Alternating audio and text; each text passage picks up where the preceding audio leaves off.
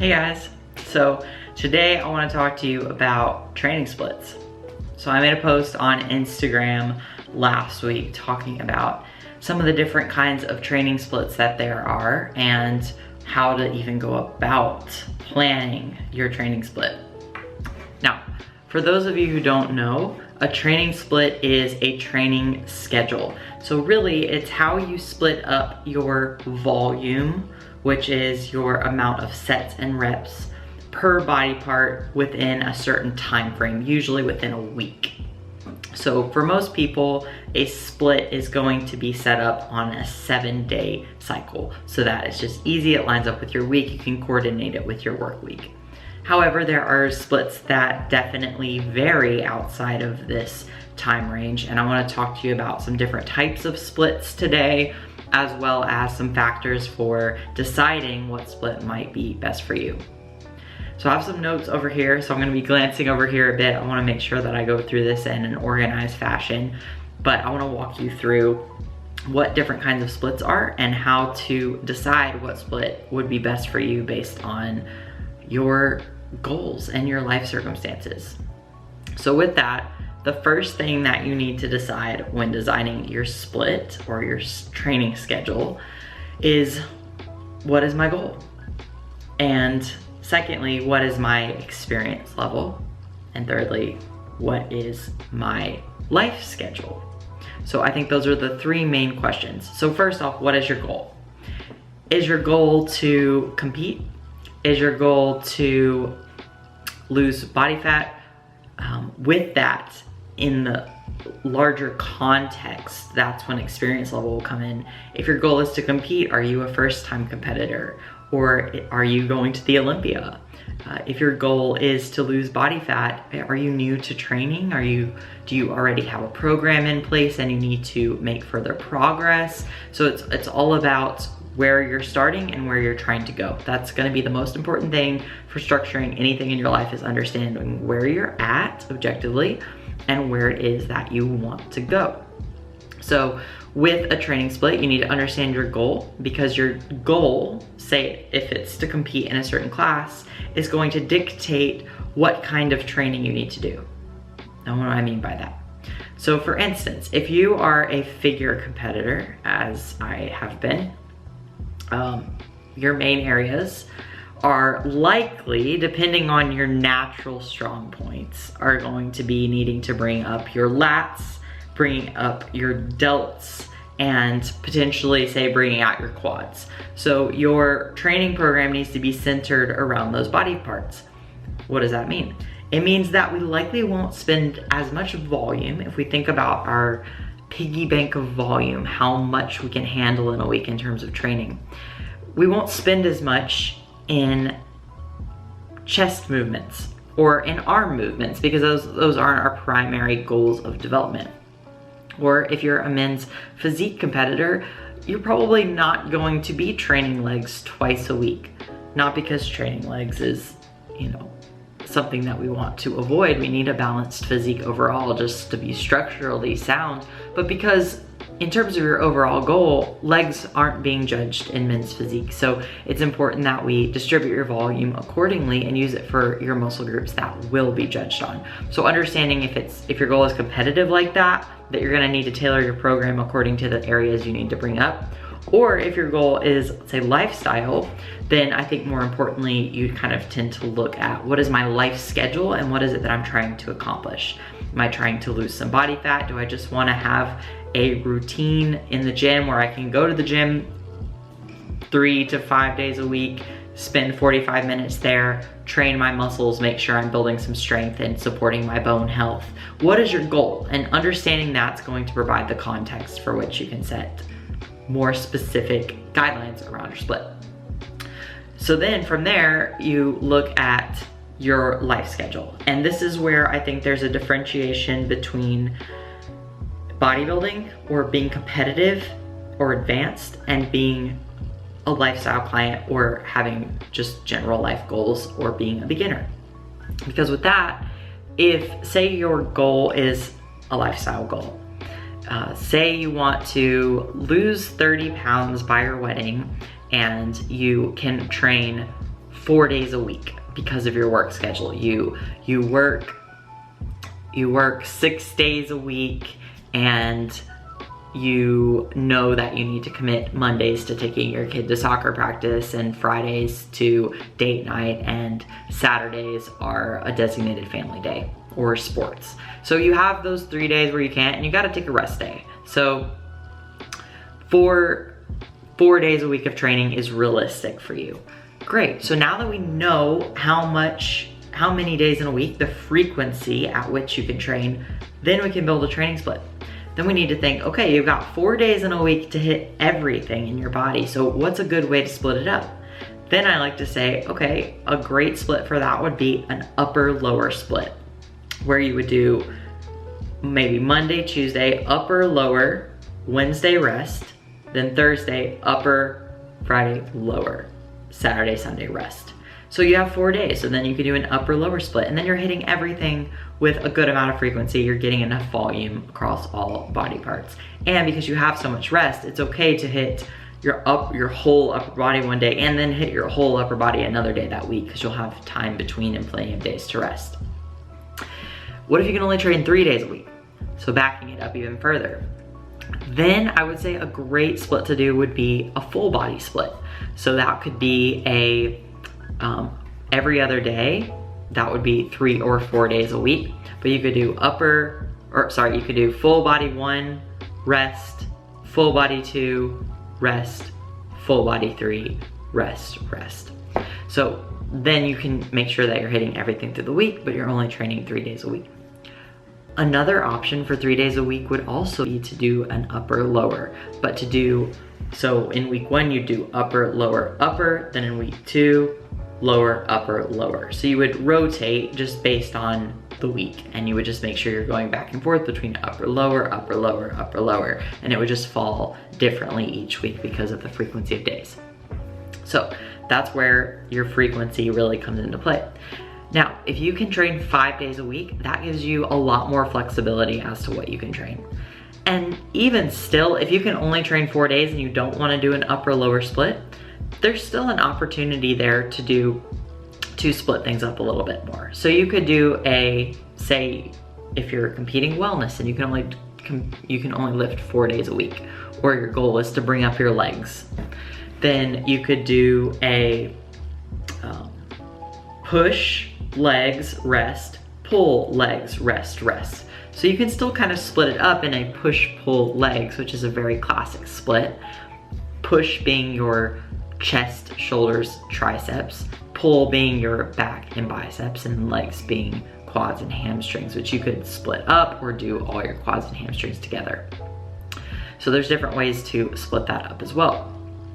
Other splits we can look at, when we look at a typical push-pull leg split, often it's set up on a 5-day schedule. So you could do, many people will do 3 days on, so push, pull, legs, rest, push, pull, rest.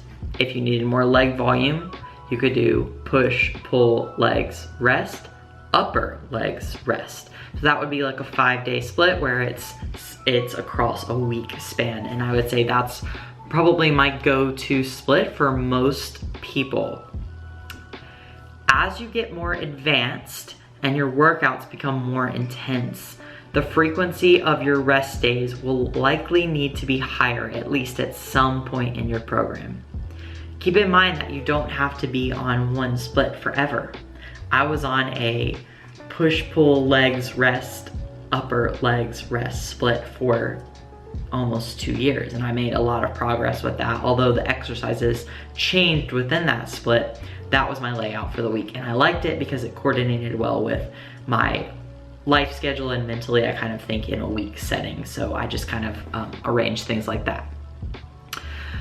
But I got to a point where I was training so hard that 3 days in a row of training was really hard on my body, and I found that if I did especially like a heavy pull day and then went into a leg day, my low back was really fried, and then those last 2 workouts for the week, the upper legs, would be compromised because I really was still pretty burned out from those 3 days in a row. So then I went to a 2 on, 1 off. So that's when we move into these kind of splits. You could do a 3 on, 1 off. You could do a 2 on, 1 off. You could also go to a 1 on, 1 off, which would be the lowest frequency and would eventually be more like 3 or 4 days a week when you really think about it like that. But with that, the structure would be, okay, you're gonna go through these workouts. You're gonna say do push, pull, rest, push, legs, rest, and then go back, push, pull, rest. So you could have as many workouts as you want. You're just gonna only do 2 and then rest, and then only do 2 and then rest. So you need to make sure that there never comes a point, since those rest days are staggered, where you would be doing, say, 2 leg days back to back. You need to make sure that you're spreading things out there. And that's another note. In terms of building a training split, it's really important to understand how you're separating days that have similar muscle groups. So for myself, I like to do pull, push, legs. Why? Because if I train push, pull legs and my pull and legs are back to back, or even if I do pull, legs, rest, like a 2 on, 1 off, my low back is so tired by the time I get to leg day that I'm not able to brace effectively. So I like to separate my pull and my leg days. I also like to separate my leg days by at least 3 days because it really gives me that time to recover. So those are things that you can implement once you know a little bit more about your body and how it responds. Other ways to think about training would be training different styles at different points in the week. So for instance, some people will split up their training where they have, say, push, pull, legs, okay? So 3 on, 1 off, 3 on, 1 off. And you have push, pull, legs, rest, push, pull, legs, rest, which ends up being a 8-day split. So you know it's not gonna match up with your week perfectly, but you're more focused on the frequency of the split. So with that, you have 3 on, 1 off, 3 on, 1 off. Now, what I've seen is you could do a pull day that is strength focused, and then a pull day that is more functional focused. So you could do your strength pull, your functional push, your strength legs, and then rest, and then functional pull, strength push, functional legs, rest. And that's where you would have lower rep, higher weight, higher intensity on those strength days, and then you would have lower weight, higher rep, higher volume, less rest time on the functional days. So you can split things up like that as well. So it's more about the style of training. There's lots of ways to split things up, so I'm not gonna go over every single possible combination, but I think I've covered most ways, or at least most of the common ways that you can split up your training. But the last way that most people have often heard of is the bro split. And we've societally come away from the bro split a bit in the last couple of years as push-pull legs has become popularized by a lot of the UK athletes. But with a bro split, you split things up per body part. So you would have a back day, a shoulder day, a quad day, a chest day, a hamstring day, for instance. So that's 5 days in a week. So everything's split up a little bit more. And then some people would say add in even like an arm day. So you're not combining things as much. And I don't find that this is necessary for most people. One, it reduces the amount of volume you can do per body part in a week because there's only so much you can do in one workout. So if you're only training back once a week, there's a lot, your back can handle quite a bit of volume. And you could train back twice a week. Most people can train back twice a week. So if you can train back twice a week and get more volume and you can recover from it, it may not make sense to reduce back volume to just 1 day and then have an entire week of rest before you hit back again, because you're not getting enough back volume to actually stimulate growth. Now, if you're at a point where you're really fatigued, sometimes a bro split can be helpful because it's giving you a lot of time to rest that muscle group before you train it again. Or if you're an athlete on a really high level and need to train things to that specificity, then maybe a bro split would be good for you. But I find that for most people, doing something with more frequency, like a push-pull legs where you would end up hitting most muscle groups twice a week, usually tends to be a little bit more effective for stimulating growth and maintaining progress over time. So First off is knowing your outcome, right? You need to know your goal. You need to understand, am I an athlete who's advanced? Am I someone who's looking to compete? Then I need to understand what my goals are for that class, or the areas that I need to bring up based on the judge's feedback. Am I a lifestyle client who is just wanting to learn how to lift and I need to implement some kind of structure? Okay, that's great. So let's start with how many days in a week you can work out. Now, why wouldn't you do that for the bodybuilding athlete? And this is where the mindset shift happens. When you are a bodybuilding athlete, your mind typically goes to, how do I optimize my life to support my bodybuilding? Period. You are structuring your life to be a better bodybuilder. When you are an average person, which is great, that's basically where I see myself right now. When you're an average person and you just want to be healthy and you just want to train and you just want to have a good schedule for the gym, you're optimizing your fitness to have a better life. So it's not that bodybuilders don't have as good of a life, it's that they're structuring their lives to be excellent bodybuilders, whereas most people are structuring their training to have a better quality of life. So then you're looking at, how does fitness fit within my life, instead of how does my life fit into my bodybuilding schedule? So that's where it's important, because if you're looking at how does fitness fit into my life, then you need to back up and say, okay, with my work schedule, with my other commitments in life, how many days a week can I actually train? If you're a bodybuilder, you're gonna say, okay, I'm gonna structure my life to make sure that I get the best training in possible. So if my coach says 2 on 1 off, or push-pull legs, or whatever the split is, or I decide that that's what I need to do to make the most progress because I've learned my body, then I'm gonna make my life fit into that schedule. So it's important to understand your overall goal and your priority and the order of priorities in your life. When it comes down to, okay, I have to make a decision, am I gonna train today or am I gonna stay overtime at work? Then you need to know which comes more importantly in your life. And that's why it's really important before you structure any change in your life to understand your list of priorities, so you have a filter through which you can run your decisions and know how you're going to make decisions effectively. So then from there, once you've built your training split, stick with it. I say 8 weeks at least on a training split to really give yourself time. Now, if you are advanced and you understand your internal feedback pretty well, and you start on a program and you notice you're just run down, even if you're a beginner and you're like, I am run down after 2 weeks on this, I'm so sore, I can't even get into the next workout, like my back hurts, like all this stuff. Then you need to know, okay, I need to make an intelligent adjustment, in which case I would say reduce the frequency. So add in an additional rest day and start with that. But in general, give yourself like 8 weeks and see, okay, track your progress. What are you trying to achieve first off? If you're trying to achieve muscle growth, then you need to be tracking your muscle growth. How do you do that? Pictures mostly. You can track your weight, but keep in mind that's not always just depictive of putting on muscle. I think it's important to look at your look, because if your overall goal is to change your look to a certain look, which is the case for most of us, regardless of whether we're in bodybuilding or have a lifestyle goal, then we need to be tracking our look to make sure it's headed in the right direction. But the mirror checks aren't very helpful, and we find ourselves just noticing what's wrong, or maybe pumping ourselves up and just noticing when we look good in the gym. So we need an objective measure. So something like check-in photos, even if you're just working with yourself, taking check-in photos in the same poses, front, side, back, natural lighting, in a swimsuit or something revealing, or if you're doing it for yourself, take them naked, whatever you need to do to get a good idea of where your body is at, and then where you're at each week thereafter, so that you can, at the end of the 8 weeks, say, okay, here's my start and here's where I am now. Am I closer to my goal? And if you are, great, you're making progress. Keep it up. Are you progressing weights in the gym? Do you feel recovered? Do you have energy? Are you enjoying your lifts?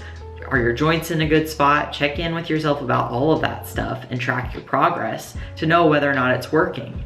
And then once you have like 8 weeks of data, you can make small tweaks from there as needed. You don't need to uproot your whole program every single time you rewrite it. Sometimes it takes just adding a rest day or moving 1 day around, or maybe 2 back days is a lot after 8 weeks, so you pull that out and do 2 push days instead. So start to make 1 tweak at a time, once you have a good gauge of your progress because you've been tracking it consistently. And then you start to learn more about your body and you understand what changes cause what effects, which is why it's important to make like one change at a time so you can see when I did X, Y happened, so I'm going to do Z next time, that kind of thing. Lastly, dogmatism is the absolute killer of progress. If someone tells you there is one way to train, run. If someone tells you there is a best exercise to do, block them. Seriously, there's obviously research on what tends to work well for certain groups of people, but you need to learn your body, and they're only gonna learn by committing to a process and really listening to the feedback that your body's giving you and tracking your progress over time. You cannot say there's one way to train, and this person on Instagram who I really admire, who has like a chest miles wide and just the most beautiful physique, they train like this, so this is the best way to train. Well, a lot of them are super genetically gifted and you cannot apply that to your life, Karen, so do not try to do that. So you need to really be objective with yourself. Treat yourself as if you were a coach and say, all right, here's the plan. If you gotta email it to yourself, do it. Say, hey, self, here's your plan. Follow it for 8 weeks, get back to me when you're done. Take your photos every week, period. And then you see how you respond. There's no best way to do it. I've trained so many different training styles. I have trained explosively, I've trained with super slow reps, I've trained push-pull legs, I've trained 6 days a week, I've trained 7 days a week, I've done 2-a-days, I've trained every other day, I've done 2 on, 1 off, I've done every split you can imagine. I've done CrossFit and functional and yoga, and now I do jujitsu. Like, I've done all the things, and I will say I've made progress with all of them. It's just some work better than others, and some I enjoy better than others. So you have to remember that as well. You need to understand, does this fit in the context of my life? Is this conducive to my overall goals? Is this sustainable? And do I enjoy it? Do not underestimate the power of enjoyment. It does not matter if so-and-so said this split is the best split in the whole entire world if you absolutely freaking hate it and don't want to go to the gym ever. It's not sustainable. You're not enjoying it. It doesn't matter. Fitness should be something that you enjoy. There may be days when you don't love it, but in general, overall, you're like, all right, this is a positive thing in my life, even if not every day I feel extremely motivated or some days are harder than others. That's okay. That's how good things in life are. You know, we love our family sometimes. Most of us, won't speak for everyone. You might love your family, but there's days where you're just like, could you just leave me alone? Like, actually, I do not want to deal with you today. And guess what? That's okay. It doesn't mean that you love them any less. It doesn't mean that they bring any less enjoyment to your life or that your life is any less full for them. In fact, it should be fuller because of them. And that's how your relationship with your body and your diet and your training should be. So don't underestimate the importance of enjoyment when you're building a training program and trying to decide what kind of schedule works well for you. Because it's an adventure. Learning your body is an exciting adventure, and it changes over time, and you have to really tune into what it's telling you, and you can learn so much. And I think working with a coach is a really great way to get your feet wet when you're learning how to build a program and what works well for you, because they'll be able to give you more objective feedback. And then you can take what you learn and kind of move forward and make your own changes from there. So as a coach, that's what I try to do. Try to see what's your schedule, what can you realistically commit to. Let's try this and then let's check in. How is it working? What's going well? What's not? Are exercises progressing? Is your body moving in the right direction? Oh, it is, but you hate this pull down and it makes you want to jump out a window. Great, let's switch that. It doesn't have to be that exercise. We can find another exercise that does that same function. So understanding that the dogmatism is not going to get you anywhere. Commitment and dedication to the goal does, and an understanding of how your behaviors, your schedule, your habits, and your actions align with your goal does. But dogmatism in that you're saying, this is the only way, period, I have to do this or I will die or fail, or maybe failing's worse, I don't know. That's not gonna get you anywhere. So trust me, I've been there. Just wanna encourage you, do something that you enjoy, but give it enough time to really understand how it affects your life and be objective along the way. So I hope this was helpful and gave you the breakdown of different kinds of training splits. Obviously there's a ton out there. There's a lot I probably didn't even cover, but I'd love to hear if you guys could comment below what is your current training split or your favorite training split. Give me some ideas. Let's get a discussion going down there, and I will share some of mine below as well. And then if you guys haven't already, check out my self-coach program. I posted it a couple videos ago, so you can check that out. All the details are there. I won't harp on it, but I'll leave the link for the application here. And other than that, thank you guys for tuning in and being super supportive as always. I'll be coming at you next week with another awesome video. I wanna go over my next full day of eating, give you the full update on what's been going on with my intuitive eating diet or lifestyle, and give you a lowdown on my life. So thank you guys for tuning in. Please remember, like, subscribe to support the channel. It lets me know that this is getting out there, this content is helpful for you. And if you have any suggestions or anything you'd like to see, always comment below. Thank you guys for watching, and I will catch you next time.